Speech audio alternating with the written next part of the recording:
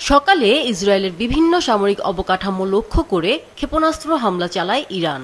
নতুন করে চালানো হামলায় অন্তত ৩০টি ব্যালিস্টিক ক্ষেপণাস্ত্র ব্যবহার করেছে তেহরান। এর বেশ কয়েকটি সরাসরি বিভিন্ন স্থাপনায় আঘাত হানে। ইসরায়েলের দক্ষিণাঞ্চলের বীরশেবা শহরের সরোকা হাসপাতালে ইরানের ক্ষেপণাস্ত্র হামলায় কয়েকজন আহত হয়েছেন। হাসপাতালের ব্যাপক ক্ষয়ক্ষতি হয়েছে।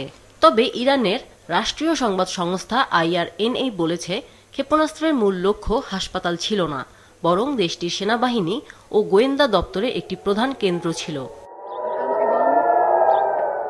এ ঘটনায় ইরানকে চড়া মূল্য দিতে হবে বলে হুঁশিয়ারি দেন ইসরায়েলের প্রধানমন্ত্রী বেনিয়ামিন নেতানিয়াহু।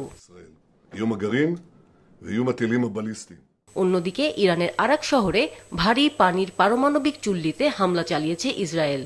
এছাড়াও গত রাতে ইরানের নাতানজ পারমাণবিক কেন্দ্রের একটি স্থাপনাতেও বিমান হামলা চালিয়েছে। এদিকে একে অন্যের প্রতি সহানুভূতি ও ঐক্যের মাধ্যমে এই কঠিন সময় পার হতে পারবেন বলে আশাবাদ জানিয়েছেন ইরানের প্রেসিডেন্ট মাসুদ পেজেশকিয়ান। যুক্তরাষ্ট্রের প্রেসিডেন্ট ডোনাল্ড ট্রাম্প ইরানে হামলার পরিকল্পনা অনুমোদন করলেও দেশটিতে হামলা চালানো হবে কিনা তা নিয়ে এখনও চূড়ান্ত সিদ্ধান্ত নেননি।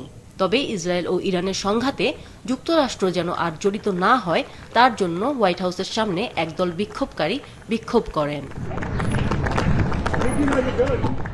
শুক্রবার ইরান ও ইসরায়েলের মধ্যকার সংঘাত নিয়ে জরুরি বৈঠকে বসতে যাচ্ছে জাতিসংঘের নিরাপত্তা পরিষদ। ইসরায়েল এই বৈঠকে অংশ নেবে বলে জানিয়েছেন দেশটির রাষ্ট্রদূত ড্যানি ড্যানন।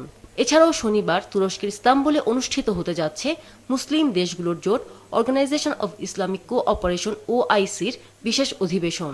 অধিবেশনে যোগ দিতে পারেন ইরানের পররাষ্ট্রমন্ত্রী আব্বাস আরাকচি।